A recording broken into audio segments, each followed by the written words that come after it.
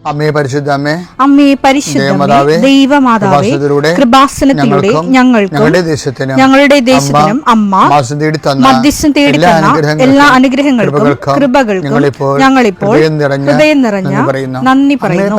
അമ്മേ പരിശുദ്ധമേ, ദൈവമാതാവേ, 2004 ഡിസംബർ 7 ഉച്ചകഴിഞ്ഞ് 2:30 കൃപാസനത്തിൽ സംഭവിച്ച അമ്മയുടെ പ്രത്യക്ഷപ്പെടലിനെ കുറിച്ച് തിരുസഭയ്ക്ക് സമർപ്പിച്ചിരിക്കുന്ന പഠനരേഖകളുടെ സഭാത്മകമായ പഠനം ആരംഭിക്കുവാൻ ഞങ്ങൾ പ്രാർത്ഥിക്കുന്നു. അമ്മേ പരിശുദ്ധമേ, ഭൂസ്വർലോകങ്ങളുടെ രാജ്ഞിയായ അങ്ങേയ്ക്ക് ഭൗമസംരക്ഷണത്തിനായി പ്രപഞ്ചപ്രകൃതിയെ തിരുസഭ പ്രതിഷ്ഠിക്കുവാൻ ഈ പ്രത്യക്ഷീകരണം വഴി ഇടയാക്കണമേ. പരിശുദ്ധമേ, ജപമാല മാതാവേ, സകല കൃപാസനം പ്രാർത്ഥനയോടും ചേർത്ത് ഞങ്ങളിപ്പോൾ പ്രാർത്ഥിക്കുന്ന ഈ കുടുംബത്തിന്റെ പ്രത്യേക നിയോഗം മക്കളെ, അമ്മയുടെ പ്രത്യക്ഷീകരണത്തിന്റെ ഈ അനുഗ്രഹവേളയിൽ ഞങ്ങൾക്ക് സാധിച്ചു തരുവാൻ കനിയണമേ. ആമേൻ. വിശ്വാസ പ്രമാണം. സർവശക്തനായ പിതാവും ആകാശത്തിന്റെയും ഭൂമിയുടെയും സൃഷ്ടാവുമായ ദൈവത്തിൽ ഞാൻ വിശ്വസിക്കുന്നു. അവിടുത്തെ ഏകപുത്രനും ഞങ്ങളുടെ കർത്താവുമായ ഈശോമിശിഹായിലും ഞാൻ വിശ്വസിക്കുന്നു.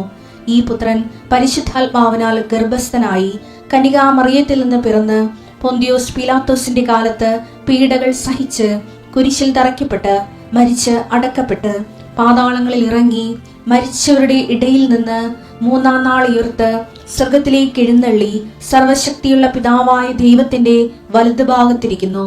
അവിടെ നിന്ന് ജീവിക്കുന്നവരെയും മരിച്ചവരെയും വിധിക്കുവാൻ വരുമെന്നും ഞാൻ വിശ്വസിക്കുന്നു. പരിശുദ്ധാത്മാവിലും ഞാൻ വിശ്വസിക്കുന്നു. വിശുദ്ധ കത്തോലിക്കാ സഭയിലും പുണ്യവാന്മാരുടെ ഐക്യത്തിലും പാപങ്ങളുടെ മോചനത്തിലും ശരീരത്തിന്റെ ഉയർപ്പിലും നിത്യമായ ജീവിതത്തിലും ഞാൻ വിശ്വസിക്കുന്നു. ആമേൻ. ഞങ്ങളുടെ പിതാവേ, അങ്ങയുടെ നാമം പൂജിതമാകണമേ. അങ്ങയുടെ രാജ്യം വരണമേ. അങ്ങയുടെ തിരുമനസ് സ്വർഗത്തിലെ പോലെ ഭൂമിയിലും ആകണമേ. അന്നു വേണ്ടുന്ന ആഹാരം ഇന്ന് ഞങ്ങൾക്ക് തരണമേ. ഞങ്ങളോട് തെറ്റ് ചെയ്യുന്നവരോട് ഞങ്ങൾ ക്ഷമിക്കുന്നത് പോലെ ഞങ്ങളുടെ തെറ്റുകൾ ഞങ്ങളോടും ക്ഷമിക്കണമേ.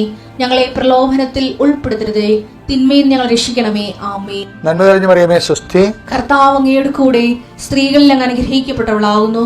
അങ്ങയുടെ ഉദരത്തിൻ ഫലമായ ഈശോ അനുഗ്രഹിക്കപ്പെട്ടവനാകുന്നു. പരിശുദ്ധ മറിയമേ, തമ്പുരാന്റെ അമ്മേ, പാപികളായ ഞങ്ങൾക്ക് വേണ്ടി ഇപ്പോഴും ഞങ്ങളുടെ മരണസമയത്തും തമ്പുരാനോട് അപേക്ഷിക്കണമേ. ആമേൻ. കർത്താവേ, നിന്റെ ഉന്നതമായ നാമത്തിന് സ്വസ്ഥം ചെയ്യും. കർത്താവേ, നിന്റെ വിശുദ്ധ പൗരോഹിത്യത്തെ മഹത്വപ്പെടുത്തണമേ. കർത്താവെ, സഭയിലുള്ള സാന്നിധ്യം പ്രകടമാക്കണമേ.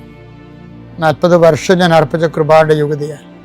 കൃപാസ്ഥാനത്താറെ ജീവനോടെ പ്രത്യക്ഷപ്പെട്ട മാതാവിന്റെ മാധ്യസ്ഥ ഇന്ന് അങ്ങയുടെ മക്കളെ പ്രാർത്ഥന കൂടുന്ന എല്ലാ മക്കൾക്കും വേണ്ടി പ്രാർത്ഥിക്കുകയാണ്. നിന്റെ കൂടെ അമ്മ ഉണ്ടാവുമെന്ന് ഓർക്കണം ദൈവപൈതലേ. കർത്താവ്, കിടപ്പായിപ്പോയവര്, ഇങ്ങനെ ഒരു ആരോഗ്യമുണ്ട് പക്ഷെ കിടന്നു പോയവർ, ചിലപ്പോൾ അപകടം ഉണ്ടായി കിടന്നു പോയവർ, കർത്താവെ പ്രഷർ വന്ന് കിടന്നു പോയവർ, കർത്താവിൻ്റെ തിരുമുറുപാടുന്ന വലതുകരം ആണിപ്പെടുതാടുന്ന അത്ഭുതകരം ആ കിടന്നുപോയ മക്കളുടെ മേൽ ശരീരത്തിൽ തലക്കപ്പെടട്ടെ. യേശുക്രിസ്തു ഉന്നതമായ നാമത്തിൽ നീ സൗഖ്യം പ്രാപിക്കട്ടെ എന്ന് കൽപ്പിക്കുന്നു. കർത്താവെ, പടല പിണക്കങ്ങളും തൊഴുത്തിൽ കുത്തുമൂലം കുടുംബത്തിൽ കലഹവും കോലാഹലങ്ങളും സമാധാനം നഷ്ടപ്പെട്ട കുടുംബങ്ങളും ഏത് ഭവനത്തിൽ പ്രവേശിക്കുമ്പോഴും ആ ഭവന സമാധാനം ആശംസിക്കണം. സമാധാന ദൂതൻ അവിടെ ഉണ്ടെങ്കിൽ നിന്റെ സമാധാനോടെ ഭരിക്കും. കർത്താവെ, അടിയൻ്റെ പ്രാർത്ഥന കൊണ്ടും അമ്മയുടെ പ്രത്യക്ഷീകരണം കൊണ്ടും കർത്താവെ ആ കുടുംബങ്ങൾക്ക് സമാധാനം ഉണ്ടാകണമെന്ന് പ്രാർത്ഥിക്കുന്നു. പഠിക്കാൻ പോകുന്ന കുഞ്ഞുങ്ങൾ, പഠിക്കുന്നതിന് വേണ്ടി ഒരുങ്ങുന്ന കുഞ്ഞുങ്ങൾ, ഉപരി വിദ്യാഭ്യാസം വേണ്ടി ഒരുങ്ങുന്ന കുഞ്ഞുങ്ങൾ, പരീക്ഷയുടെ റിസൾട്ട് പ്രതീക്ഷിക്കുന്ന കുഞ്ഞുങ്ങൾ, കർത്താവെ എന്തെല്ലാം കാര്യങ്ങൾക്ക് വേണ്ടി മക്കൾ വേദനിച്ചുകൊണ്ട് ആശങ്കപ്പെട്ടുകൊണ്ട് കണ്ണുനീരോടെ വിഷമിക്കുന്നുണ്ടോ ആ മേഖലയിലെല്ലാം പരിശുദ്ധാത്മ പ്രവർത്തിച്ചുകൊണ്ട് പെന്തക്കോസ്താ ദിവസത്തിന് മുമ്പ് ദൈവമായതല്ലേ നിൻ്റെ വിഷയത്തിൽ ദൈവം തീരുമാനമെടുക്കാൻ പോകുന്നു. കർത്താവിൻ്റെ മുമ്പിൽ നീ ജാഗ്രതയോടെ പെരുമാറുക. കർത്താവെ, അകലം വിട്ടുപോകുന്നവർ, രാജ്യം വിട്ടുപോകുന്നവർ, വീട് വിട്ടുപോകുന്നവർ, ഞങ്ങൾ കണ്ണുമ്പിൽ മറയുന്നവർ കർത്താവിൻ്റെ കൃപയാൽ നിറക്കപ്പെടട്ടെ എന്ന് പ്രാർത്ഥിക്കുന്നു. എൻ്റെ കർത്താവെ, ജോലിയില്ലാത്തതിൻ്റെ പേരിൽ വിസ പുതുക്കാത്തതിൻ്റെ പേരിലും യാത്രയ്ക്ക് നാട്ടിലേക്ക് വരാൻ പറ്റാത്തതിൻ്റെ പേരിലും തിരിച്ചു പോകാൻ പറ്റാത്തതിൻ്റെ പേരിലൊക്കെ കുടുങ്ങി കിടക്കുന്നവർ, എൻ്റെ കർത്താവിൻ്റെതുമായ എന്തെങ്കിലും ബന്ധനങ്ങളെ ഞാൻ അർപ്പിച്ച 40 വർഷത്തെ ബലിയുടെ ശക്തിയാൽ ബന്ധിക്കുന്നു, അഴിച്ചു മാറ്റുന്നു. കർത്താവിൻ്റെ കരുണ നിന്നെ ആവശ്യിക്കുകയും നീ വിടുതൽ പ്രാപിക്കുകയും ചെയ്യട്ടെ. I command you in the name of Jesus Christ, you be healed and delivered. പിതാവും പുത്രനും പരിശുദ്ധാത്മാവിശ്വരം നയിക്കും. ആമേൻ. എൻ്റെ പ്രിയപ്പെട്ടവരെ, നമ്മൾ ഇന്നലെ ഉപ്പിനെക്കുറിച്ചാണ് കണ്ടതല്ലേ. ഉപ്പ് ഒരു മനുഷ്യരുടെ മുമ്പിൽ ക്രിസ്തുവിനെ മനുഷ്യൻ സ്വീകരിക്കുമ്പോൾ ഉണ്ടാകുന്ന അധിക രുചിയും എൻഹാൻസ്മെൻ്റ് അല്ലേ, enhancement the behaviour with the spirit of Christ. അതാണ് ഞാൻ ഈ പറഞ്ഞുകൊണ്ടിരിക്കുന്നത്. കർത്താവിൻ്റെ ചൈതന്യത്തിൽ ജീവിതത്തിൽ, കർത്താവിൻ്റെ കൃപയിൽ ജീവിതത്തെ പുതിയ ചൈതന്യത്തിലേക്ക് ബൈബിൾ ഉപയോഗിക്കുന്ന. അപ്പം നമ്മൾ പെന്തക്കോസ്ത തിരുനാളിലേക്ക് പോകുമ്പോൾ ഈ പുതിയ ചൈതന്യത്തെക്കുറിച്ച് എസെക്കിയേൽ 11:19 നോക്കാം. അവർക്ക് ഞാൻ ഒരു പുതിയ ഹൃദയം നൽകും. Enhancement with the spirit of Jesus ആണ്. അവർക്ക് ഞാൻ പുതിയ ഹൃദയം നൽകും. ഒരു പുതിയ ചൈതന്യം അവരിൽ ഞാൻ നിക്ഷേപിക്കും.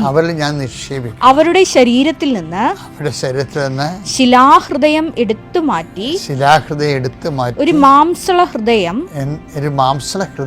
ഞാൻ കൊടുക്കും. അങ്ങനെ അവർ എന്റെ കൽപ്പനകൾ അനുസരിച്ച് ജീവിക്കുകയും ഉടമ്പടിയാണത്. അവർ എന്റെ കൽപ്പന അനുസരിച്ച് ജീവിക്കുകയും എന്റെ നിയമങ്ങൾ ശ്രദ്ധയോടെ പാലിക്കുകയും ചെയ്യും. അവർ എന്റെ ജനവും ഞാൻ അവരുടെ ദൈവവും ആയിരിക്കും. ഇതാണ് ഉടമ്പടിയുടെ ലക്ഷ്യം എന്ന് പറയുന്നത്. നമ്മൾ ദൈവത്തിൻ്റെ ജനമായി മാറും.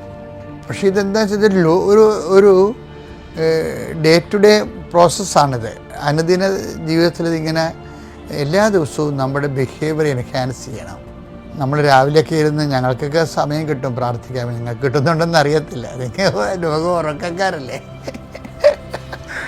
ഞാൻ 4 മണിക്ക് എഴുന്നേറ്റ് കർത്താവിൻ്റെ അടുത്ത് 1.5 മണിക്കൂർ ഇരിക്കും.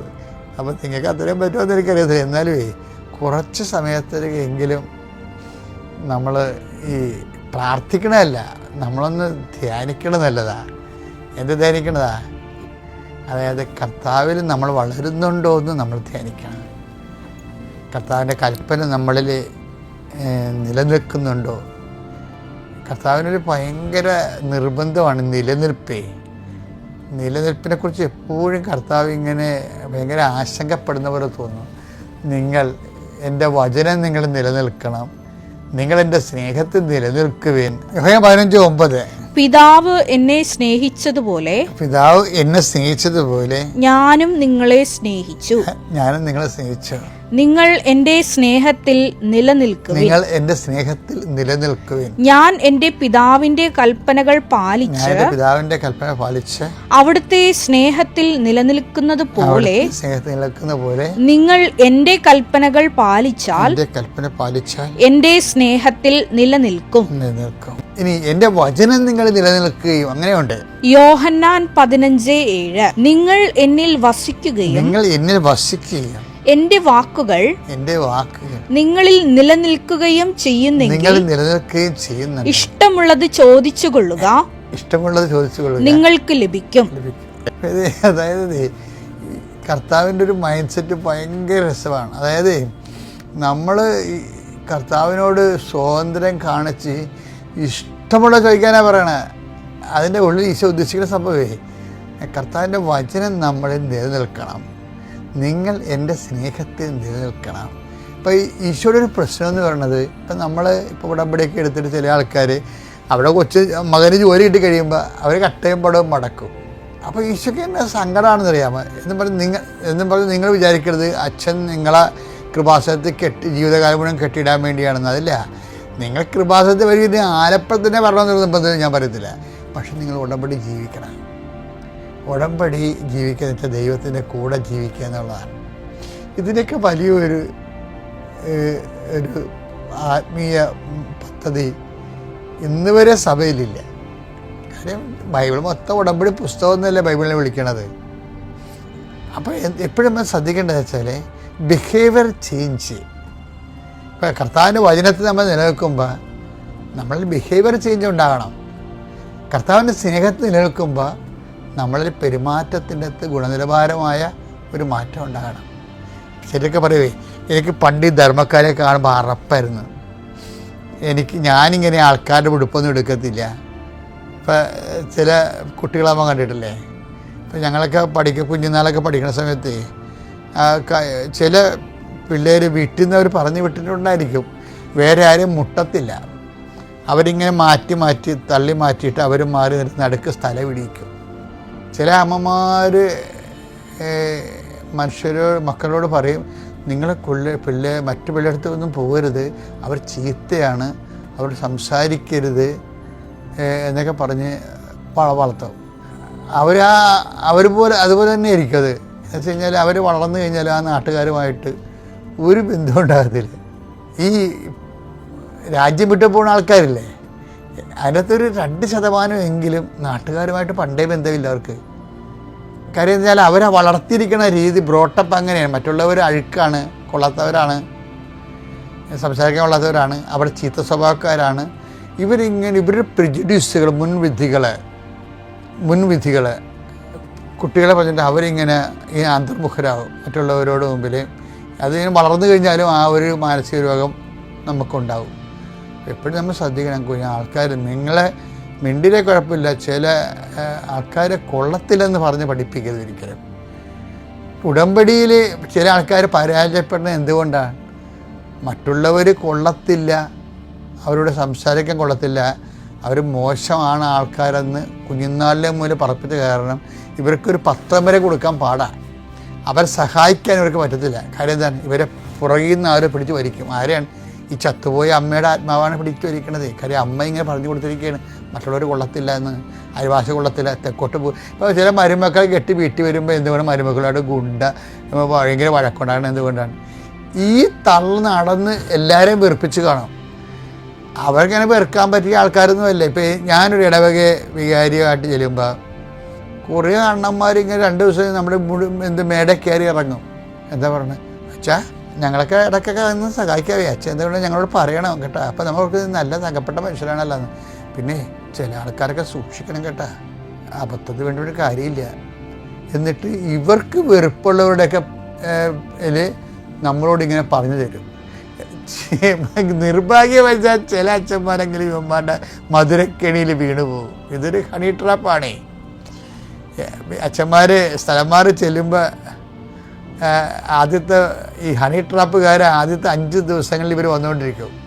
കാര്യത്തിൽ ഇവർ കോമ്പറ്റീഷനിൽ പരാജയപ്പെട്ടവരും ഇവർ പുറന്തള്ളപ്പെടാതിരിക്കാൻ വേണ്ടി ഇവരൊരു സിറ്റുവേഷൻ ഉണ്ടാക്കുക. ഇത് തന്നെയാണ് കെട്ടിച്ചെല്ലുന്ന മരുമക്കൊക്കെ ഉണ്ടാകുന്നത്.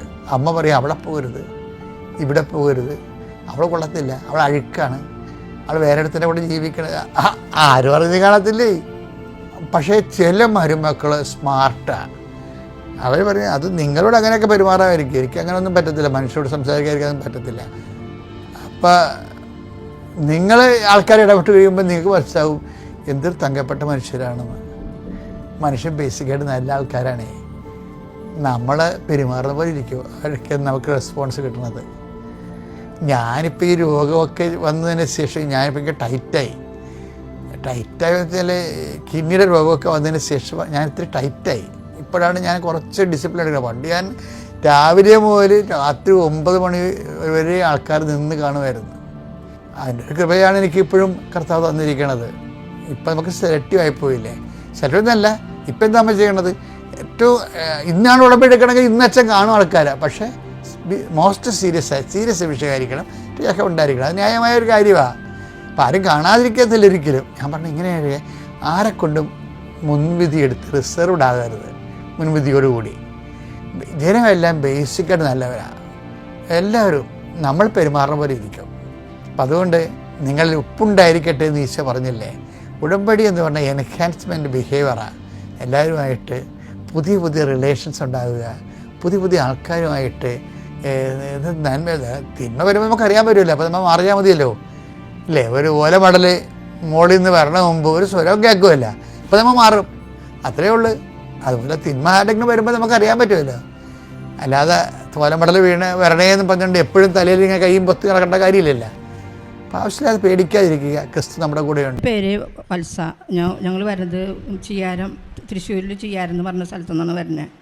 ഞാൻ ഇവിടെ സാക്ഷ്യം പറയുന്നത് എൻ്റെ മകൾക്ക് വേണ്ടിയിട്ടാണ്. അവൾക്ക് 5 വർഷമായിട്ട് കുട്ടികളുണ്ടായിരുന്നില്ല. പല ചികിത്സകളും ചെയ്ത് ഡോക്ടർമാരെയൊക്കെ കാണിച്ച് ഇരിക്കുന്ന സമയത്താണ് ഞാൻ ഇവിടേക്ക് വന്നത്. 2019 ഡിസംബർ 5-ാം തീയതിയാണ് ഞാൻ ഇവിടേക്ക് വന്നത്. ആ സമയത്ത് ആ മാസം തന്നെ അവൾക്ക് ആ മാസം തന്നെ അവൾക്ക് വിശേഷമാകുകയും ഒരു കുഞ്ഞിനെ ഞങ്ങൾക്ക് നൽകുകയും ചെയ്ത അമ്മ മാതാവിനോർത്ത് ഞങ്ങൾ 1000 നന്ദി പറയുന്നു. എൻ്റെ പേര് ലൈസമ്മ ജോസഫ്. ഞാൻ മിത്രക്കരി ഇടവകയിൽ നിന്ന് സെൻറ്റ് സേവിയേഴ്സ് ഇടവകയിൽ നിന്ന് വരുന്നു. ഞാൻ 2 പ്രാവശ്യം ഇയാൾ തരയിൽ കയറി സാക്ഷ്യം പറഞ്ഞതാണ്. അതിനുള്ള അനുഗ്രഹം എനിക്ക് അമ്മ തന്നിട്ടുണ്ട്. 3ാമതും എനിക്ക് സാക്ഷ്യം പറയാൻ അമ്മ അനുഗ്രഹിച്ച്.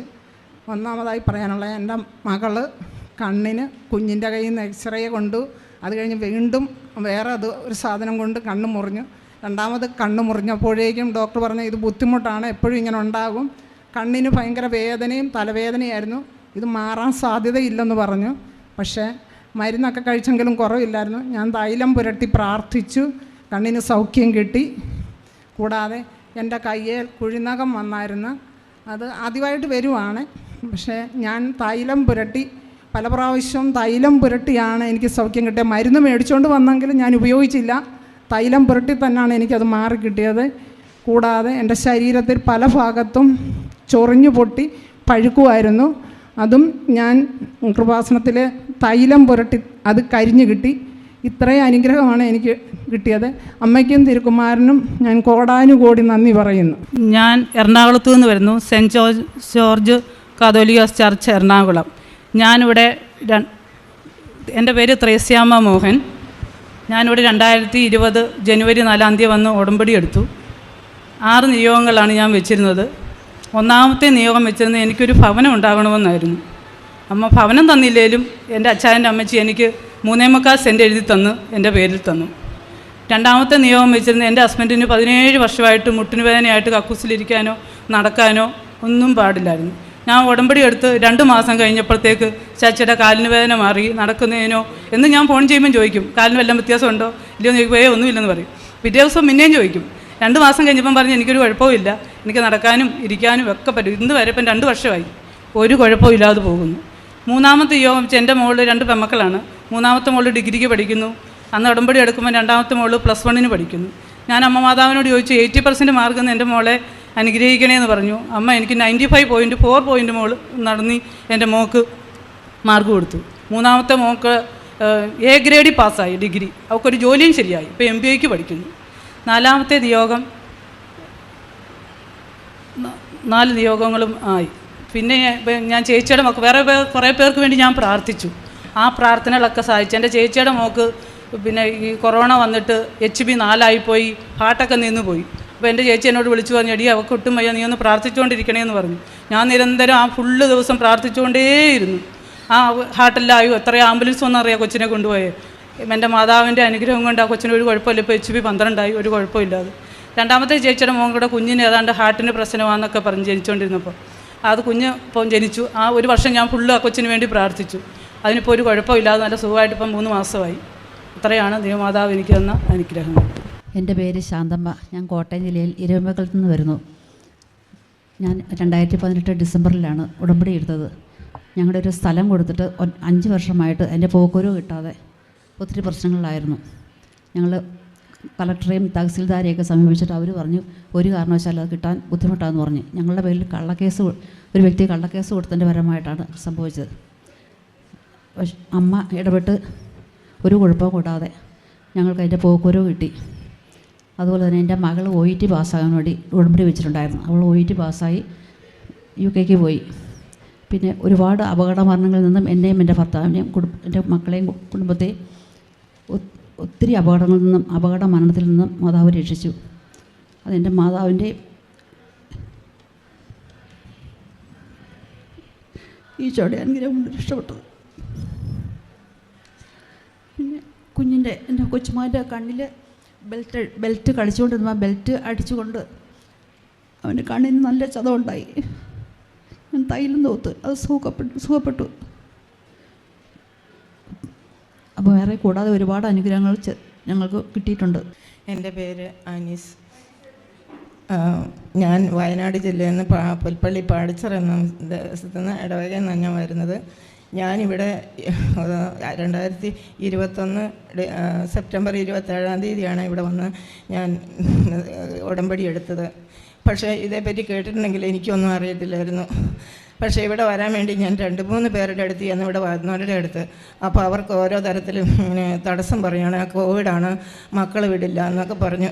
അന്നേരമല്ല ഞാൻ എൻ്റെ അമ്മയോട് പറയാൻ, അമ്മേ എന്നെ കൊണ്ടുപോയി തിരിച്ച് കൊണ്ടുവരണം, അല്ലാതെ എനിക്ക് വരാൻ യാതൊരു നിവൃത്തിയില്ല, അറിയില്ല അമ്മേ, അമ്മ കൊണ്ടുപോകണം. ഓരോരുത്തരുടെ അടുത്തില്ല 3 പേരുടെ അടുത്ത് ഞാൻ ചെന്നു.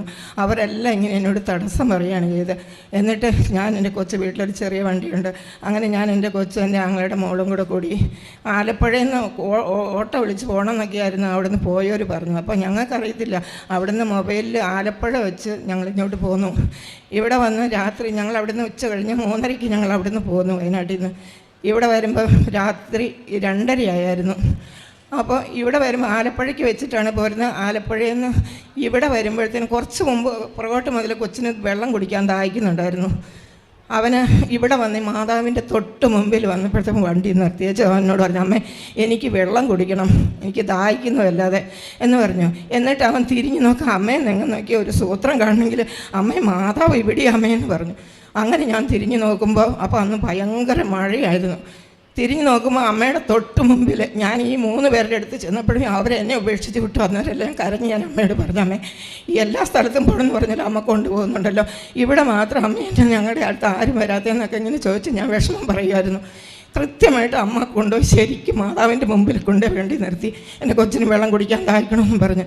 എന്നിട്ട് അമ്മ ഇവിടെ ഇരിക്കും, ഞാനിപ്പോൾ പറഞ്ഞു തരാമെന്ന് പറഞ്ഞ് അവൻ കൊച്ചു വന്ന് ഇവിടെ ഒരു അപ്പച്ചനുണ്ടായിരുന്നു. അപ്പച്ചനോട് പറഞ്ഞു, ഇത് തന്നെയാണ് മോനെന്ന് പറഞ്ഞു. മോനെ എവിടെ നിന്നാണ് വരുന്നതെന്ന് ചോദിച്ചാൽ പറഞ്ഞു, ഞങ്ങൾ വയനാട്ടിൽ നിന്നാണ് വരുന്നതെന്ന് പറഞ്ഞു. കറക്റ്റ് 2:30 മണിയായുള്ളായിരുന്നു. അങ്ങനെ ഞങ്ങളിവിടെ വന്നു. എന്നുവെച്ചാൽ കൊച്ചിനോട് പറഞ്ഞു വണ്ടി കയറ്റിയിട്ട് വെച്ച് നിങ്ങളിങ്ങോട്ട് കയറി. കൊച്ച് അത് തിരിഞ്ഞില്ല, വണ്ടി കയറ്റിയിടാൻ പറഞ്ഞ് മാത്രം കേട്ടു. അങ്ങനെ ഞങ്ങൾ ആ വണ്ടിയെ തന്നെ ഇരുന്ന് നേരം വെളുക്കോളം ഭയങ്കര മഴയായിരുന്നു. ആ മഴയെല്ലാം വെച്ചാൽ കുറേ സമയത്തൊക്കെ നനഞ്ഞു. എങ്കിൽ തന്നെയാണെങ്കിലും 6 മണിയായപ്പം എഴുന്നേറ്റ് ഞങ്ങളുടെ കൊച്ച് പറഞ്ഞ് ബാത്റൂമിൽ പോകണമല്ലോ എന്ന് പറഞ്ഞു. അങ്ങനെ ഞങ്ങൾ ബാത്റൂമിൽ പോകാൻ വേണ്ടിയിട്ട് ഞാൻ അപ്പച്ചനോട്, അപ്പം നിങ്ങളോട് ഇങ്ങോട്ട് വരാനല്ലേ പറഞ്ഞേ, നിങ്ങൾ എന്തിനാണ് അവിടെ ഈ മഴയത്ത് വിഷമിച്ച് അവിടെ ഇരുന്നതെന്ന് ചോദിച്ചു. അപ്പോൾ ഞാൻ പറഞ്ഞു കൊച്ചിന് മനസ്സിലായില്ല എന്ന് പറഞ്ഞു. അങ്ങനെ ഇവിടെ വന്ന് അന്ന് ഞാനിവിടെ വന്ന് ഉടമ്പടി എടുത്തു. വലിയ ബുദ്ധിമുട്ടില്ലാതെ വണ്ടിക്ക് എന്താ കേട് വന്നായിരുന്നു. അന്ന് ഞാൻ ഇവിടെ വരുമ്പം എന്നോട് ആ ബ്രദർ ചോദിച്ചു എന്താ അസുഖം എന്ന് ചോദിച്ചു. അപ്പം എനിക്ക് ആകെ 8 ഓപ്പറേഷൻ കഴിഞ്ഞിരിക്കുന്നതാണ്. ഇനി ഓപ്പറേഷൻ ചെയ്യാത്ത സ്ഥലമൊന്നുമില്ല, നട്ടെല്ലിന് 2 ഓപ്പറേഷൻ കഴിഞ്ഞാണ്. അപ്പോൾ 2 സ്ഥലത്തും കട്ട് ചെയ്താണ് നട്ടെല്ലിന്. അപ്പോൾ എനിക്ക് ഈ ബെൽറ്റ് കെട്ടാതെ എനിക്ക് എഴുന്നേൽക്കാനൊന്നും പറ്റത്തില്ലായിരുന്നു. ഒരു 10-15 മിനിറ്റ് നേരമെങ്കിലും ബെൽറ്റ് കെട്ടിയതിന് ശേഷം മാത്രമേ എനിക്കിന്ന് വരാൻ പറ്റുള്ളായിരുന്നു. ആ സമയത്ത് ഞാനിവിടെ അവരോട് ഞാൻ ബ്രദറിനോട് പറഞ്ഞു എനിക്കിങ്ങനെയാണ് അവസ്ഥ എന്ന് പറഞ്ഞു, എനിക്ക് എഴുന്നേൽക്കണമെങ്കിൽ. അപ്പം ഞാൻ പോരാൻ നേരത്ത് ബെൽറ്റ് എടുത്ത് വെച്ചിട്ട് ഞാൻ മറന്നുപോയി, ശരിക്കും എടുത്തില്ല. പോരുന്ന ഒരു കുറേ അധികം അയ്യോ ഇനി വിഷമമായ എന്നാ ചെയ്യായിരിക്കും. ഉടനെ ഞാൻ പറഞ്ഞു അമ്മയുണ്ടല്ലോ എന്തായാലും അമ്മ കാത്തോളൂ എന്ന് പറഞ്ഞു വെച്ച് പോന്നു. ഇവിടെ വന്ന് അച്ഛനെ കാണാനായിട്ട് ഒരു കത്ത് വന്ന് ഞാനിവിടെ കൊണ്ടുവന്ന് അച്ഛനെ കാണിച്ചു. അച്ഛൻ പുറത്തെൻ്റെ കൈ ഇങ്ങനെ പിടിച്ച് പ്രാർത്ഥിച്ചു. അതിനുശേഷം 5 മാസം കഴിഞ്ഞ് ഇന്ന് വരെ ഞാൻ ആ ബെൽറ്റ് ഉപയോഗിച്ചിട്ട്, വലിയൊരു ബെൽറ്റാണ് മൊത്തം കമ്പിയുള്ള. അങ്ങനെ അതിനുശേഷം ഇതുവരെ ഞാൻ ഈ 5 മാസമായിട്ട് ആ ബെൽറ്റ് തുടരേണ്ട ആവശ്യം എനിക്ക് വന്നിട്ടില്ല, ഇതുവരെയും വന്നിട്ടില്ല. അതിൽ നിന്ന് എൻ്റെ അമ്മ ഒത്തിരി നല്ലതെന്ന് പറഞ്ഞാൽ എനിക്ക് എഴുന്നേൽക്കാൻ പറ്റത്തില്ല. കാരണം 2 സ്ഥലത്ത് കട്ട് ചെയ്തിരിക്കുന്ന 5-ാമത്തെ എല്ലും 7-ാമത്തെ എല്ലും കട്ട് ചെയ്തിരിക്കുന്ന അത് വിട്ട് കിടക്കാം ഇപ്പോഴും. പക്ഷെ ഇപ്പോൾ ഒന്നും എനിക്കറിയില്ല, ഇപ്പം എനിക്ക് എൻ്റെ വിഷമം ഇല്ല. അപ്പോൾ അതുപോലെയുള്ളിടത്ത് എനിക്ക് നേരെ നിൽക്കാനേ എനിക്ക് പറ്റത്തില്ലായിരുന്നു. അങ്ങനെ അതും അങ്ങനെ കഴിഞ്ഞു. പിന്നെ എൻ്റെ മുടി എന്നും കൊഴിയുക തന്നെയായിരുന്നു ഭയങ്കര. അതൊന്നും നിയോഗത്തിൽ വെച്ചിട്ടുള്ള കാര്യമൊന്നുമല്ല, എപ്പോൾ നോക്കിയാലും മുടി കൊഴിയുമായിരുന്നു. എന്നിട്ട് ഞാൻ പ്രാർത്ഥിക്കുമായിരുന്നു. അച്ഛനിങ്ങനെ യൂട്യൂബിലും കാണും, പിന്നെ ടി വിയിലൊക്കെ പ്രാർത്ഥിക്കുമ്പോൾ ഞാനും പറയും ഈശോയെ എൻ്റെ മുടിയും കൊഴിയുവാണ് എന്ന് പറഞ്ഞു. പക്ഷേ ഇവിടെ വന്ന് പോയതിന് ശേഷം ഒരു മുടി പോലും എനിക്ക് കൊഴിയാനിട വന്നിട്ടില്ല. അങ്ങനെ അത് കഴിഞ്ഞ ശേഷം ഞങ്ങളിവിടെ വന്നു. എൻ്റെ മോൾക്ക് 3 മാസം സ്ഥിരമായിട്ട് ബ്ലീഡിങ് ആയിരുന്നു. ബ്ലീഡിങ് നോക്കുമ്പോൾ ഭയങ്കര മഴ, അവൾക്ക് മരുന്ന് കഴിക്കത്തില്ല, അലർജിയാണ്, ഒരു മരുന്നും കഴിക്കാൻ പറ്റിയില്ല, നീരാകും. അങ്ങനെ ഞാൻ എന്നെ വിളിച്ചു പറഞ്ഞു, അവൾ ബാംഗ്ലൂർ ജോലി, എന്നെ വിളിച്ചു പറഞ്ഞു. ഞാൻ പറഞ്ഞു മോളെ അമ്മ മാതാവിനോട് പ്രാർത്ഥിച്ചിട്ടുണ്ട്, മോളെ സൗഖ്യപ്പെടുന്നു. ഒരാഴ്ച കൊണ്ട് ഒരു തുള്ളി ബ്ലീഡിങ് ഇല്ലാതെ അത് അമ്മ സുഖപ്പെടുത്തി തന്നു. പരിശുദ്ധ അമ്മേ മാതാവേ, അമ്മയ്ക്കും തിരുക്കുമാരനും 1000 നന്ദി. ഞാൻ വത്സ ജോസ് തൊടുപുഴയിൽ നിന്നും വരുന്നു. എൻ്റെ ആദ്യത്തെ സാക്ഷ്യം എന്ന് പറയുന്നത് എൻ്റെ മകൾക്ക് വേണ്ടി ഞാൻ ഇവിടെ വന്ന് ഉടമ്പടി എടുത്തു കഴിഞ്ഞിട്ടുള്ളതാണ്. കഴിഞ്ഞ നവംബർ 5-ാം തീയതി ഞാനിവിടെ ഉടമ്പടി എടുക്കാൻ വന്നു. വളരെയധികം ഹൃദയഭാരത്തോടെയാണ് ഞാൻ വന്നത്. കാരണം 28 വയസ്സായ മകളെ വിവാഹിതയാകാൻ സമ്മതിക്കുന്നില്ല, അവൾക്ക് വിവാഹം വേണ്ട പോലും. അങ്ങനെ ബുദ്ധിമുട്ടി അല്ലാതെ വിഷമിച്ച് ഞാൻ ഹസ്ബൻഡും ഒത്തിരി സങ്കടപ്പെട്ട് കണ്ണീരോടെ ഇവിടെ വന്ന് പ്രാർത്ഥിച്ചു. അവളുടെ ബർത്ത്ഡേ ഡിസംബർ 29-ാം തീയതി ആയിരുന്നു. അന്ന് രാത്രിയിൽ ഞാൻ ഉറങ്ങാൻ കിടക്കുമ്പോൾ വളരെ ഭാരപ്പെട്ടാണ് കിടന്നത്. രാത്രിയിൽ ഞാൻ സ്വപ്നം കണ്ടത് ഞാനിവിടെ മുട്ട നിൽക്കുന്നതും ബഹുമാനപ്പെട്ട ജോസഫ് അച്ഛൻ എൻ്റെ മുമ്പിൽ മുട്ട നിന്ന് എൻ്റെ തലയിൽ കൈവച്ച് നെറ്റിയിൽ കൈവച്ചിട്ട് ചോദിച്ചു, എന്താ മകളെ നിൻ്റെ വിഷമമെന്ന്. അപ്പം ഞാൻ പറഞ്ഞു, എനിക്ക് എൻ്റെ മകൻ മരിച്ചുപോയി എന്ന്. എനിക്ക് ഈ മകൾ കഴിഞ്ഞിട്ട് ഒരു മകനുണ്ടായി, 16 ദിവസം ജീവിച്ച ഒരു മകൻ മരിച്ചു പോയിരുന്നു. പക്ഷേ അതിനുശേഷം എനിക്ക് ഇപ്പോൾ 21 വയസ്സായ ഒരു മകൻ കൂടിയുണ്ട്. ആ സങ്കടങ്ങളെല്ലാം എന്നെ വിട്ടുപോയെന്നായിരുന്നു ഞാൻ കരുതിയിരുന്നത്. അപ്പോൾ അച്ഛനോട് ഞാൻ എന്നിട്ട് ആ സ്വപ്നത്തിൽ തന്നെ ഞാൻ ഓർക്കുകയാണ്, ഞാൻ എന്തിനാണ് അച്ഛനോട് എൻ്റെ മരിച്ചുപോയ മകനെ പറ്റി ഇപ്പോൾ പറയുന്നതെന്ന്. അപ്പോൾ അച്ഛൻ എന്നോട് പറഞ്ഞു, നിനക്ക് 2 മക്കളെ കൂടി ദൈവം തരുന്നുവെന്ന്. എനിക്ക് പെട്ടെന്ന് ഞാൻ ഞടുങ്ങി എഴുന്നേറ്റു. അപ്പോൾ 5 മണി രാവിലെ 5 മണിയായിരുന്നു. പിന്നെ ഞാൻ പ്രാർത്ഥനയ്ക്ക് എഴുന്നേൽക്കുകയും ഒരുങ്ങുകയൊക്കെ ചെയ്ത് ഹസ്ബൻഡിനോട് ഈ വിവരവും പറഞ്ഞു. ഞാനിത് മറ്റാരോടും പങ്കുവെച്ചില്ല. പിന്നെ മകൾക്ക് വേണ്ടി വീണ്ടും പ്രാർത്ഥന തുടർന്നിരുന്നു. ഈ 23-ാം തീയതി മോൾ പറഞ്ഞു, എനിക്ക് വിവാഹത്തിന് സമ്മതമാണ്, നിങ്ങൾ എനിക്ക് വേണ്ടി കല്യാണം ആലോചിച്ചോളാമെന്ന്.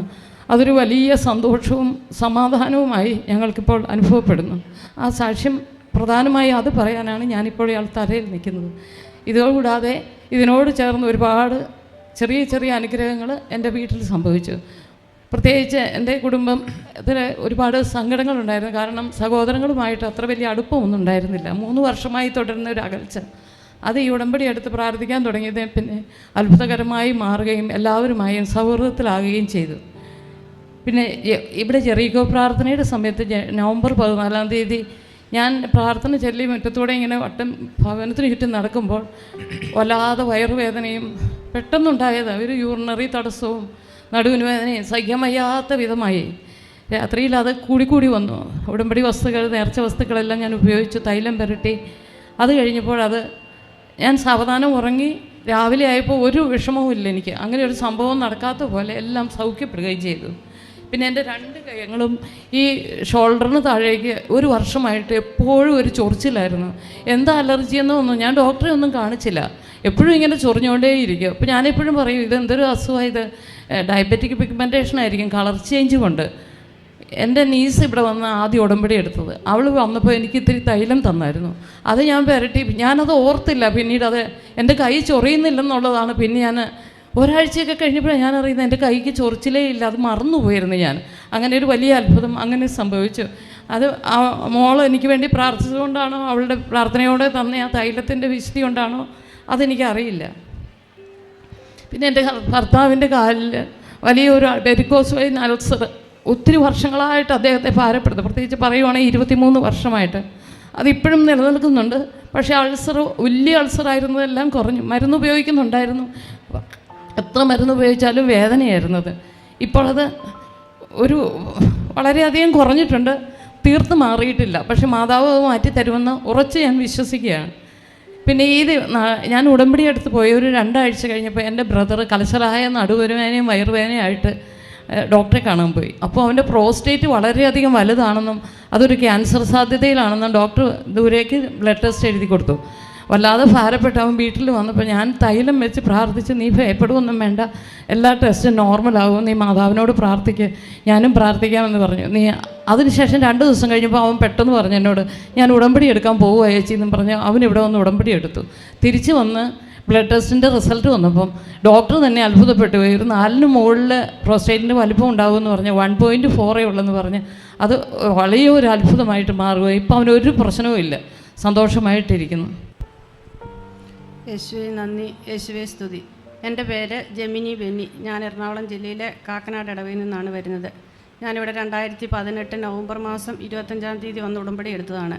2019 മാർച്ച് മാസം ഞാനിവിടെ വന്ന് ഒരു പ്രാവശ്യം സാക്ഷ്യം പറഞ്ഞതാണ്. ഉടമ്പടി എടുത്തതിൻ്റെ ഫലമായിട്ട് ഒത്തിരിയേറെ അനുഗ്രഹങ്ങൾ പരിശുദ്ധ അമ്മ ഞങ്ങളുടെ ജീവിതത്തിൽ തന്നിട്ടുണ്ട്. ഞാനിവിടെ ഉടമ്പടി എടുക്കാൻ വരുന്ന സമയത്ത് ഞങ്ങൾക്ക് ഒത്തിരിയേറെ കടബാധ്യതകളുണ്ടായിരുന്നു. അതെല്ലാം ഉടമ്പടിയിൽ സമർപ്പിച്ച് പ്രാർത്ഥിച്ചു. ഞങ്ങളുടെ 2 സ്ഥലം വിറ്റ് ആ കടബാധ്യതയെല്ലാം മാറ്റി തന്ന് അമ്മ മാതാവ് ഞങ്ങളെ ഒത്തിരിയേറെ അനുഗ്രഹിച്ചു. അതുപോലെ ഇതെൻ്റെ മൂത്ത മോനാണ്. മോന് ബിടെക്കിന് പാസ്സാകാൻ വേണ്ടി ഞാൻ ഉടമ്പടിയിൽ നിയോഗം വെച്ചിരുന്നു. അവന് സപ്ലിയൊക്കെ ഉണ്ടായിരുന്നു. അതെല്ലാം ക്ലിയർ ചെയ്ത് അവൻ ബിടെക്ക് പാസ്സായി.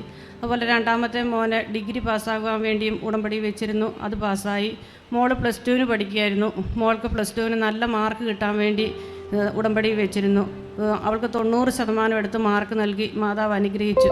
അത് കഴിഞ്ഞ് അവളെ ഫാഷൻ ഡിസൈനിങ്ങിന് വിടാൻ വേണ്ടിയായിരുന്നു ഞങ്ങൾക്ക് ആഗ്രഹം. അവൾക്കും ഭയങ്കര ആഗ്രഹമായിരുന്നു. അപ്പോൾ കൊച്ചിയിലുള്ള ഒരു ഇൻസ്റ്റിറ്റ്യൂട്ടിൽ കിട്ടാൻ വേണ്ടി അവൾ ഒത്തിരി ആഗ്രഹിച്ചു. പക്ഷേ ആ സമയത്ത് ഞങ്ങൾക്ക് അതിനുള്ള സാമ്പത്തികം ഞങ്ങളുടെ കയ്യിലില്ലായിരുന്നു. 1,60,000 രൂപ ഫീസ് അടയ്ക്കണമായിരുന്നു. അപ്പം മോൾക്ക് വലിയ ആഗ്രഹമായിരുന്നു അവിടെ തന്നെ കിട്ടണമെന്ന്. അപ്പം ഞാനൊരു പറഞ്ഞു അവളോട്, ഒരു കാര്യം ചെയ്യുക, അവിടെ നിന്ന് കിട്ടിയ ബ്രോഷർ കൊണ്ടുപോയി ഞാൻ മാതാവിൻ്റെ ഫോട്ടോയുടെ മുമ്പിൽ കൊണ്ടുവയ്ക്കുക, നിനക്ക് കിട്ടാനുള്ളതാണെങ്കിൽ നീ അവിടെ പഠിക്കണമെന്ന് ആഗ്രഹിക്കുന്നതാണെങ്കിൽ മാതാവ് നിനക്ക് നടത്തി തരുമെന്ന് പറഞ്ഞു. അങ്ങനെ അവൾ അതവിടെ കൊണ്ടുവച്ചു. എന്നിട്ട് ഞങ്ങൾ ഡിഗ്രിക്ക് വേറെ കോളേജിലൊക്കെ കൊടുത്തു. അവൾക്ക് നിർമ്മല കോളേജിൽ BA എക്കണോമിക്സിന് അഡ്മിഷൻ കിട്ടി. പക്ഷേ അതിന് മുമ്പ് തന്നെ അതിനൊരു ദിവസം മുമ്പ് ഇവൾ ആഗ്രഹിച്ച കോളേജുകാർ ഞങ്ങളെ വിളിക്കുകയും ഞങ്ങൾക്ക് ആ ഫീസൊക്കെ പല ഇൻസ്റ്റാൾമെൻ്റായിട്ട് അടയ്ക്കാനുള്ള അവസരം അവർ തന്നു. അങ്ങനെ അവിടെ കയറി ഇപ്പോൾ ആ കോഴ്സ് പൂർത്തിയായി അതിൻ്റെ ഇൻറ്റേൺഷിപ്പ് ചെയ്യാൻ വേണ്ടിയുള്ള ഇതിലേക്കൊക്കെ ആയിരിക്കുകയാണ്. അതുപോലെ ഞങ്ങളുടെ കടങ്ങൾ ഒത്തിരിയേറെ ഈ സമയത്തിലൂടെ ഞാൻ ആദ്യം സാക്ഷ്യം പറഞ്ഞു കഴിഞ്ഞുള്ള സമയത്ത് ഞങ്ങൾക്കുണ്ടായിരുന്ന സ്ഥലം വിറ്റ് കുറേയേറെ കടങ്ങളെല്ലാം വീട്ടാൻ ഞങ്ങൾക്ക് മാതാവ് അനുഗ്രഹം തന്നു. പിന്നെ ഇതെൻ്റെ മൂത്ത മോനാണ്. മോന് 2021 ഡിസംബർ മാസം 11-ാം തീയതി ചെറിയൊരു ജലദോഷവും തലവേദനയൊക്കെ ആയിട്ട് വന്നു. അപ്പോൾ ഞങ്ങൾ അടുത്തുള്ള ഒരു ഹോസ്പിറ്റലിൽ കൊണ്ട് മരുന്ന് മേടിച്ചു. അപ്പോൾ വൈറൽ ഫീവർ ആയിരിക്കും എന്ന് പറഞ്ഞ് അവർ മരുന്ന് തന്നു. പക്ഷേ 2 ദിവസമായിട്ട് ഇവൻ്റെ തലവേദന മാറുന്നില്ല. മരുന്നെല്ലാം ഇട്ട് ട്രിപ്പ് ഇട്ടു. പക്ഷേ വീട്ടിൽ തിരിച്ചു കൊണ്ടുവന്ന് ഞങ്ങൾ രാത്രി 1 മണി വരെ അവിടെ കിടത്തിയിട്ട് വീണ്ടും തിരിച്ചു കൊണ്ടുവന്നു. അപ്പോൾ വീട്ടിൽ വന്നു കഴിഞ്ഞിട്ട് ഇവനെ നമ്മൾ വിളിക്കുമ്പോൾ ഇവൻ റെസ്പോണ്ട് ഒന്നും ചെയ്യുന്നില്ല. ചെറിയ കുട്ടികളെ വിളിക്കുന്ന പോലെ വിളിക്കുമ്പോൾ ഒന്ന് നോക്കും, വീണ്ടും തല കുമ്പിട്ടിരിക്കും. ഞാൻ പറയുന്നൊന്നും അവന് മനസ്സിലാകുന്നില്ല. ചോദിക്കുമ്പോൾ തലവേദനയുണ്ടോ എന്ന് ചോദിക്കുമ്പോൾ വെറുതെ തലയൊന്നാട്ടി കാണിക്കും. അപ്പം ഞാൻ കൃപാസനത്തിലെ ഉടമ്പടി പ്രാർത്ഥന വെച്ച് അത് കേട്ടോണ്ട് യൂട്യൂബിൽ കണ്ടുകൊണ്ട് ഞാനിങ്ങനെ അടുത്ത് കിടക്കുവാണ്. അപ്പോൾ കുറേ സമയമായിട്ട് ഇവൻ എണീക്കുന്നില്ല. അപ്പം ഡോക്ടർ പറഞ്ഞു വൈറൽ ഫീവറിൻ്റെ ആയതുകൊണ്ട് ക്ഷീണം കാണും, അതുകൊണ്ട് നിങ്ങൾ ഫ്രൂട്ട്സൊക്കെ കൊടുത്താൽ മതി, അവൻ ആയിക്കോളും എന്ന് പറഞ്ഞു. അപ്പോൾ ഞാൻ ഫ്രൂട്ട്സൊക്കെ കൊടുക്കുമ്പോൾ അത് മേടിച്ച് കഴിക്കും. കുറച്ച് കഴിയുമ്പോൾ അത് ഛർദ്ദിക്കും. പിന്നെ ഉച്ചയ്ക്ക് കഞ്ഞി കൊടുത്തു. ആ കഞ്ഞി മാത്രം കുറച്ച് കുടിച്ചു. പക്ഷേ പിന്നും ഇവൻ ഇങ്ങനെ കിടക്കും. ഇവൻ എത്ര വിളിച്ചിട്ടും ഇവൻ എണീറ്റിരിക്കുന്നു. ബാത്റൂമിൽ പോകുന്നവരെ ഞങ്ങൾ പിടിച്ചു കൊണ്ടുപോയാണ് ബാത്റൂമിൽ കൊണ്ടുപോയി ആക്കുന്നത്. ഇവനോട് ഒരു കാര്യം ചോദിച്ചാലും ഇവനത് മനസ്സിലാകുന്നില്ല ഞങ്ങൾ ചോദിക്കുന്നത് എന്താണ്. അപ്പോൾ വീണ്ടും ഞങ്ങൾ ഹോസ്പിറ്റലിൽ കൊണ്ടുപോയി. അപ്പോൾ അവിടെ ചെന്നപ്പോൾ അവരൊന്നും കൂടെ ട്രിപ്പ് ഇട്ടു. തലവേദനയ്ക്കുള്ള മരുന്ന് കൊടുത്തിട്ടും തലവേദന മാറുന്നില്ല. അപ്പോൾ അവർ പറഞ്ഞു, അപ്പം ഇവൻ ഡബിൾ വിഷൻ കാണാൻ തുടങ്ങി. അപ്പം ഡോക്ടർ പറഞ്ഞു ചിലപ്പം വൈറൽ ഫീവർ തലയ്ക്ക് പിടിച്ച് മെനിഞ്ചൈറ്റീസ് പോലെ എന്തെങ്കിലും ആയതായിരിക്കും, നിങ്ങളൊരു കാര്യം ചെയ്യുക, ഒരു MRI എടുത്ത് നോക്കാം, അതിന് സൗകര്യമുള്ളിടത്ത് കൊണ്ടുപോകാൻ പറഞ്ഞു. അപ്പോൾ ഞങ്ങൾ എറണാകുളം ലിസി ഹോസ്പിറ്റലിൽ കൊണ്ടുപോയി. അവിടെ കൊണ്ടുപോയി അഡ്മിറ്റ് ചെയ്തു. അന്ന് രാത്രി അവിടെ കിടന്നപ്പോൾ ഒരു ചെറുതായിട്ടൊരു കുറവുണ്ട്. അപ്പോൾ അവർ പിറ്റേ ദിവസമാണ് MRI എടുത്തത്. MRI എടുത്തപ്പം MRI എടുക്കുന്ന സമയത്തെല്ലാം ഞാൻ പ്രത്യക്ഷീകരണ പ്രാർത്ഥന ചൊല്ലി പ്രാർത്ഥിച്ചുകൊണ്ടിരിക്കുമായിരുന്നു. MRI എടുത്തപ്പോൾ അവർ പറഞ്ഞു ബ്രെയിനകത്തൊരു മുഴയുണ്ട്, എത്രയും പെട്ടെന്ന് സർജറി ചെയ്യണം, നാളെ തന്നെ ചെയ്യണം. നാളെ ഒരു സർജറി പറഞ്ഞിട്ടുണ്ട്. അപ്പം നാളെ തന്നെ ഇതും ചെയ്യണം. എന്തെങ്കിലും ഇവനിപ്പം നിൽക്കുന്ന സ്റ്റേജ് നിങ്ങൾ കണക്കാക്കണ്ട, എപ്പോൾ വേണേലും ഈ സ്റ്റേജ് മാറാം, അതുകൊണ്ട് എപ്പോൾ ചെയ്യാൻ വേണം, അതിന് മുമ്പ് വേണമെങ്കിൽ അതിന് മുമ്പ് ചെയ്യണം, ആ രീതിയിലേക്കാണ് കാര്യങ്ങൾ പോയിക്കൊണ്ടിരിക്കുന്നതെന്ന് പറഞ്ഞു. അപ്പോൾ ഞാനും മോളും വീട്ടിലാണ്. ഇവൻ്റെ പപ്പയും അനിയനും കൂടെയാണ് ഹോസ്പിറ്റലിൽ. അപ്പോൾ ഇവനെ ഉടൻ തന്നെ അവർ പറഞ്ഞ് ICUവിലേക്ക് മാറ്റണമെന്ന് പറഞ്ഞ് റിസൾട്ട് വന്നപ്പോൾ അപ്പോൾ തന്നെ ഞങ്ങളെ വിളിച്ച് ഞാനും മോളും കൂടെ വേഗം തന്നെ ഹോസ്പിറ്റലിൽ ചെന്നു. അപ്പോൾ തന്നെ ഇവനെ ICUവിലേക്ക് മാറ്റി. അപ്പോൾ ആ സമയത്ത് ഞാൻ എൻ്റെ കയ്യിൽ ഉടമ്പടി തൈലം ഉണ്ടായിരുന്നു, അതൊക്കെ ഇവൻ്റെ നെറ്റിയെ ഞാൻ തേച്ച് കൊടുത്തു. എന്നിട്ട് ഇവനെ വേഗം തന്നെ ICUവിലേക്ക് മാറ്റി. രാത്രി മുഴുവനും ഞാനും മോളും കൂടെ ഒരു തുള്ളി പോലും ഉറങ്ങാണ്ടിരുന്ന് ഞങ്ങൾ കൃപാസനത്തിലെ ഈ ഉടമ്പടി ധ്യാനം കൂടിക്കൊണ്ടിരിക്കുക. അപ്പോൾ ഞാൻ പഴയ ഒരു ഉടമ്പടി ധ്യാനം അച്ഛൻ നടത്തിയത് കൂടുക. അപ്പോൾ അതിനകത്ത് അതെടുക്കുമ്പം കിട്ടുന്നത് ഈ യുദ്ധവും നമ്മൾ ജയിക്കും എന്നുള്ള ഒരു ടൈറ്റിലോട് കൂടി ഒരു ധ്യാനമാണ്. അത് ഞാൻ കൂടി വെളുക്കുവോളം അത് തന്നെ കൂടിക്കൊണ്ടിരുന്നു. അത് കഴിഞ്ഞ് പിറ്റേ ദിവസം ചൊവ്വാഴ്ചയാണ്. അപ്പോൾ രാത്രിയായപ്പം ഡോക്ടർ പറഞ്ഞു അവന് കുറച്ച് മാറ്റം വന്നിട്ടുണ്ട്, ഒരു കാര്യം ചെയ്യാം, നമുക്ക് പിറ്റേ ദിവസത്തേക്ക് മാറ്റി വെക്കാം, കാരണം ഇത് കുറച്ച് സമയം എടുക്കുന്ന സർജറിയാണ്, അതുകൊണ്ട് ഒരു ദിവസം കൂടെ ആണെങ്കിലും കുഴപ്പമില്ലെന്ന് പറഞ്ഞു. അപ്പം ഞങ്ങൾ പിറ്റേ ദിവസം ഉടമ്പടി ധ്യാനം ഓൺലൈനിൽ കൂടിക്കൊണ്ടിരിക്കുക, റൂമിലിരുന്ന് കൂടിക്കൊണ്ടിരുന്നു. അത് കഴിഞ്ഞ ശേഷം ഞാനും എൻ്റെ മോളും ഞങ്ങളുടെ ഹസ്ബൻഡിൻ്റെ സഹോദരങ്ങളും കൂടെ വന്ന് ഞങ്ങളെല്ലാവരും കൂടെ വേഗം കൃപാസനത്തിലേക്ക് വന്നു. ആ സമയത്ത് ഇവിടെ കൃപാസനം അടച്ചിട്ടിരിക്കുക സാനിറ്റൈസേഷൻ ആയതുകൊണ്ട്. അപ്പം ഞങ്ങൾക്ക് അകത്തൊന്നും കയറാൻ പറ്റിയില്ല. ഞങ്ങൾ അവിടുന്ന് ജപമാല ചൊല്ലി വന്ന് ഞങ്ങൾ ഈ പുറത്ത് നിന്ന് മാതാവിൻ്റെ രൂപത്തിൻ്റെ മുന്നേ വന്ന് നിന്ന് പ്രാർത്ഥിച്ചു. അപ്പം ഞാൻ മുഴുവൻ സമയവും പ്രാർത്ഥിക്കുന്നുണ്ട്, എൻ്റെ അമ്മ എൻ്റെ കുഞ്ഞിനൊന്നും വരുത്തല്ലേ, അവന് സർജറി ഇല്ലാതെ ആക്കുവാണെങ്കിൽ എനിക്ക് ഏറ്റവും സന്തോഷം, അതല്ല സർജറി വേണമെന്നുള്ളതാണെങ്കിൽ അമ്മ കൂടെ കാണണേ, അമ്മ തന്നെ അത് ചെയ്യണേ എന്ന് പറഞ്ഞ് പ്രാർത്ഥിച്ചുകൊണ്ടിരുന്നു. എന്നിട്ട് ഞങ്ങൾ ഇവിടെ വന്ന് പ്രാർത്ഥിച്ചുകൊണ്ടിരിക്കുമ്പോൾ എനിക്ക് ആ സുഗന്ധ അഭിഷേകം രൂപത്തിൻ്റെ മുന്നിൽ നിന്ന് പ്രാർത്ഥിക്കുമ്പോൾ ഉണ്ടായി. എന്നിട്ട് ഞങ്ങൾ പ്രാർത്ഥിച്ചു. അന്നേരം ഞങ്ങൾ പറഞ്ഞു ഒന്നും കൂടെ സ്കാൻ ചെയ്ത് നോക്കണം. അപ്പോൾ ഡോക്ടർ പറഞ്ഞു ചെയ്യേണ്ടതാ, പിന്നെ നിങ്ങളുടെ വിശ്വാസം അനുസരിച്ച് നിങ്ങൾ ചെയ്തോളാൻ പറഞ്ഞു. അപ്പോൾ വീണ്ടും ഒന്നുകൂടെ സ്കാൻ ചെയ്തു. അപ്പോൾ ഞങ്ങൾ ഇവിടുന്ന് ഇറങ്ങി കഴിഞ്ഞപ്പോഴത്തേക്കും വീണ്ടും ഫോൺ വിളിച്ചപ്പോൾ പറഞ്ഞു സർജറി ചെയ്യണമെന്നാണ് പറഞ്ഞേക്കുന്നതെന്ന് പറഞ്ഞു. അപ്പോൾ പെട്ടെന്ന് എൻ്റെ മനസ്സിലേക്ക് വന്നത് ഇതാ കർത്താവിൻ്റെ ദാസി നിൻ്റെ വചനം പോലെ എന്നിൽ ഭവിക്കട്ടെ, ആ തിരുവചനമാണ് എൻ്റെ മനസ്സിൽ വന്നത്. എന്നിട്ട് ഞങ്ങൾ തിരിച്ചു പോയി. അപ്പോഴത്തേക്ക് എനിക്ക് കുറേ സമാധാനം വന്നു. അതുവരെ എനിക്കൊട്ടും സമാധാനമില്ലായിരുന്നു. ഞാൻ എൻ്റെ കയ്യിൽ ഒരു കുരിശുകൊണ്ട് എപ്പോഴും പിടിക്കുന്നത്, അത് ഇങ്ങനെ പിടിച്ചുകൊണ്ട് ഞാനിങ്ങനെ ഇരിക്കും. അത് താഴെ വയ്ക്കുമ്പോൾ എൻ്റെ ശക്തിയെല്ലാം എനിക്ക് ചോർന്നു പോകുന്ന പോലെ തോന്നുമായിരുന്നു. പക്ഷെ ഇവിടെ ഒന്ന് പ്രാർത്ഥിച്ചിട്ട് തിരിച്ചു പോയപ്പോഴത്തേക്കും സമാധാനമായി. വീണ്ടും ഞങ്ങൾ പോയി. പിറ്റേ ദിവസം ഇവന് വേണ്ടി ഓപ്പറേഷൻ നടത്തി. 6.5 മണിക്കൂർ ഉണ്ടായിരുന്നു സർജറി. രാവിലെ 9 മണിക്ക് കയറ്റിയിട്ട് വൈകിട്ട് 6 മണി കഴിഞ്ഞപ്പോഴാണ് ഡോക്ടർ ഞങ്ങളോടൊരു വിവരം ഇവൻ്റെ പറയുന്നത്. ഇവന് ഇൻറ്റേർണൽ ബ്ലീഡിങ് ഉണ്ട്, അതുകൊണ്ട് സർജറിയിലൊക്കെ കുറേ റിസ്ക് ഉണ്ടെന്നാണ് പറഞ്ഞത്. റിസ്ക് ഉണ്ട്, സൈഡ് എഫക്റ്റ് ഉണ്ട്, അങ്ങനെ കുറേ പ്രശ്നങ്ങൾ പറഞ്ഞിരുന്നു. പക്ഷേ ഒരു കുഴപ്പവും ഇല്ലാതെ സർജറി എല്ലാം നല്ല സ്റ്റേബിളായിട്ട് പോയി, ഒരു പ്രശ്നവും ഉണ്ടായില്ല. ഡോക്ടർ ഞങ്ങളെ വിളിച്ചിട്ട് പറഞ്ഞു സർജറി നടന്നു, ഒരു പ്രശ്നമില്ലായിരുന്നു, ബ്ലീഡിംഗ് ഒന്നും ഇല്ലായിരുന്നു, ബ്ലഡൊന്നും കൊടുക്കേണ്ടി വന്നില്ല. പിന്നെ അവനെ വിളിച്ചു, അവൻ്റെ പേര് പറഞ്ഞു, കയ്യും കാലും എല്ലാം അനക്കുന്നുണ്ട്, ഒരു പ്രശ്നവും ഇല്ലെന്ന് പറഞ്ഞു. അങ്ങനെ സർജറി കഴിഞ്ഞു. 3 ദിവസത്തോളം ICU കിടത്തി. പെട്ടെന്ന് തന്നെ അതുപോലെ 4-5 ലക്ഷം രൂപയോളം ആകുമെന്നാണ് പറഞ്ഞത്. ആ സമയത്ത് ഞങ്ങളുടെ കയ്യിൽ ഒരു പൈസ പോലും ഉണ്ടായിരുന്ന സമയമല്ലായിരുന്നു. പക്ഷേ അതെല്ലാം ഞങ്ങളുടെ സഹോദരങ്ങളും ബന്ധുക്കളും തന്ന് ഞങ്ങളെ അനുഗ്രഹിച്ചു. അവർ പറഞ്ഞ അത്രയും പൈസയൊന്നും ഞങ്ങൾക്ക് ഹോസ്പിറ്റലിലായില്ല. ഒരാഴ്ച കഴിഞ്ഞപ്പോൾ ഹോസ്പിറ്റലിൽ നിന്ന് തിരിച്ചു പോകുന്നു. അതുവഴി എൻ്റെ മോൻ്റെ വിശ്വാസ ജീവിതത്തിൽ ഒത്തിരി മാറ്റം വന്നു. ആ ഹോസ്പിറ്റലിൽ നിന്ന് തിരിച്ചു വന്ന അന്ന് തൊട്ട് അവൻ രാവിലെ ഹോസ്പിറ്റലിൽ വെച്ച് തന്നെ ഓൺലൈനിൽ കുർബാന കൂടുന്നുണ്ടായിരുന്നു. രാവിലെ എണീറ്റ് കുർബാന കൂടും, തിരുവചനം വായിക്കും, കുറേയും കൂടെ വിശുദ്ധിയോടെ ജീവിക്കാനുള്ള കൃപ കിട്ടി. അങ്ങനെ മാതാവ് ഞങ്ങളെ ഒത്തിരിയേറെ അനുഗ്രഹിച്ചു. അപ്പം എനിക്ക് കുറച്ച് നാൾ അങ്ങനെ പരിസ്ഥിതി അമ്മയുടെ ഈ അനുഗ്രഹത്തിന് ഞാൻ ഒത്തിരി നന്ദി പറയും. അപ്പം ഞാൻ അമ്മയോട് പറഞ്ഞിരുന്നു, അമ്മ എൻ്റെ മോനെ ഞാൻ ഈ സന്നിധിയിൽ കൊണ്ടുവന്ന് ഞാൻ സാക്ഷ്യം പറഞ്ഞോളാന്ന്. പിന്നെ എനിക്ക് കുറേ നാളായിട്ട് എൻ്റെ വലത് ബ്രസ്റ്റിലൊരു വേദനയായിരുന്നു. അപ്പോൾ ഞാനൊരു 2-3 ആഴ്ച മുമ്പ് ഡിസ്ട്രിക്ട് ഹോസ്പിറ്റലിൽ പോയി ഒന്ന് കാണിച്ചു. അപ്പോൾ ഡോക്ടർ എന്നോട് പറഞ്ഞു ഒന്ന് മാമോഗ്രാം ചെയ്ത് നോക്കണമെന്ന് പറഞ്ഞു. അങ്ങനെ മാമോഗ്രാം ചെയ്തു. മാമോഗ്രാം ചെയ്തപ്പം വലത് ബ്രസ്റ്റിൽ പ്രശ്നമില്ല, പക്ഷേ ഇടത് ബ്രസ്റ്റിൽ ചെറിയൊരു തടിപ്പ് പോലെ കാണുന്നുണ്ടെന്ന് പറഞ്ഞു. അപ്പോൾ ഒരു ടെസ്റ്റും കൂടെ ചെയ്യാൻ അവരെന്നോട് പറഞ്ഞു. അപ്പോൾ ഞങ്ങളത് ചെയ്യാനായിട്ട് പോയി നിന്ന് അവിടെ ചെന്നപ്പോൾ അവർ പറഞ്ഞു 10,000 രൂപയാണ് ആ ടെസ്റ്റിന്. ആ ടെസ്റ്റ് ചെയ്തിട്ട് ബയോപ്സിക്ക് അയക്കണമെന്ന് പറഞ്ഞു. അപ്പോൾ അത് കേട്ടപ്പോൾ ഞങ്ങൾക്ക് വിഷമവും എത്രയും പൈസ വേണമല്ലോ എന്ന് ഓർത്ത്. എന്നാലും ഞങ്ങൾ തിരിച്ചു പോന്നു, പിന്നെ വരാമെന്നും പറഞ്ഞ്. വീട്ടിൽ വന്നു കഴിഞ്ഞപ്പോൾ പിള്ളേർ സമ്മതിക്കത്തില്ല, വേഗം തന്നെ ചെയ്യാൻ പറഞ്ഞ് അപ്പം തന്നെ വിളിച്ച് ബുക്ക് ചെയ്ത് വീണ്ടും ഞങ്ങൾ ടെസ്റ്റ് ചെയ്യാനായിട്ട് പോയി. അപ്പോൾ അതിന് പോകുന്നതിന് മുമ്പ് ഞാൻ കൃപാസനത്തിൽ ഉപ്പെടുത്ത് ഞാൻ എൻ്റെ ബ്രസ്റ്റിൽ തേച്ച് പ്രാർത്ഥിച്ചു, വിശ്വാസ പ്രമാണം ചൊല്ലി പ്രാർത്ഥിച്ചു. എൻ്റെ ഉടമ്പടി കാശുരൂപം എടുത്ത് ഞാൻ എൻ്റെ പാൻറ്റിൽ കുത്തിവെച്ച്. അപ്പം ഞാൻ എന്നിട്ട് അവിടെ ചെന്ന് അവർ എന്നെ റൂമിലേക്ക് കൊണ്ടുപോയി. അവിടെ ചെന്ന് ഡോക്ടർ ആ റിസൾട്ട് നോക്കിയിട്ട് പറഞ്ഞു ഇത് വലിയ കുഴപ്പമൊന്നുമില്ല, ബയോപ്സിയുടെ ആവശ്യമില്ല, ഞാനൊന്നുകൂടെ നോക്കട്ടെ എന്ന് പറഞ്ഞു. എന്നിട്ട് വേഗം തന്നെ നോക്കി വെച്ചിട്ട് ഡോക്ടർ പറഞ്ഞു ഇത് ബയോപ്സിയുടെ ഒന്നും ആവശ്യമില്ല, ഒരു കുഴപ്പമില്ല, ഒരു ഗുളിക തരാം, അതൊരു 3 മാസം കഴിച്ചാൽ മതി, വിറ്റമിൻ ഗുളികയാണ്, അത് കഴിച്ചാൽ മതി, അതെല്ലാം മാറിക്കോളൂ എന്ന് പറഞ്ഞു. അങ്ങനെ ഒത്തിരിയേറെ അനുഗ്രഹങ്ങൾ അതും മാറ്റിത്തന്ന് അനുഗ്രഹിച്ചു. പിന്നെ അതുപോലെ എനിക്ക് ചുമയായിരുന്നു, മാസങ്ങളായിട്ട് ഡിസംബർ മാസത്തിൽ തുടങ്ങിയ ചുമയാണ്. എനിക്ക് എന്ത് മരുന്ന് കഴിച്ചാൽ കുറേ മരുന്നുകളെല്ലാം മാറി മാറി കഴിച്ചു, പക്ഷേ കുറഞ്ഞില്ല. ഡിസ്ട്രിക്ട് ഹോസ്പിറ്റലിലെ മരുന്നാണ് ലാസ്റ്റ് എന്ന് കഴിച്ചത്. എന്നിട്ട് വീണ്ടും ഞാൻ ഈ ലാസ്റ്റ് പോകുന്ന സമയത്തിന് മുമ്പെല്ലാം ഞാൻ ഈ ചൊവ്വാഴ്ചത്തെ ഉടമ്പടി പ്രാർത്ഥന എല്ലാ പ്രാവശ്യവും ഞാൻ കൂടും. അപ്പം ഞാൻ മാതാവിനോട് പ്രാർത്ഥിച്ചെൻ്റെ അമ്മയെ ഈ ചുമ എനിക്കൊന്ന് മാറ്റിത്തരണേ, കാരണം ഞാൻ അത്ര ബുദ്ധിമുട്ടുന്നുണ്ടായിരുന്നു രാത്രി സമയങ്ങളിലൊക്കെ ചുമ കാരണം. ഈ പ്രാവശ്യത്തെ ഉടമ്പടി ധ്യാനവും കൂടി കഴിഞ്ഞ് ഹോസ്പിറ്റലിൽ പോയിട്ട് വന്നു കഴിഞ്ഞപ്പോഴേ എൻ്റെ ചുമ മാറി, എനിക്കിപ്പം നല്ല സമാധാനം കിട്ടി.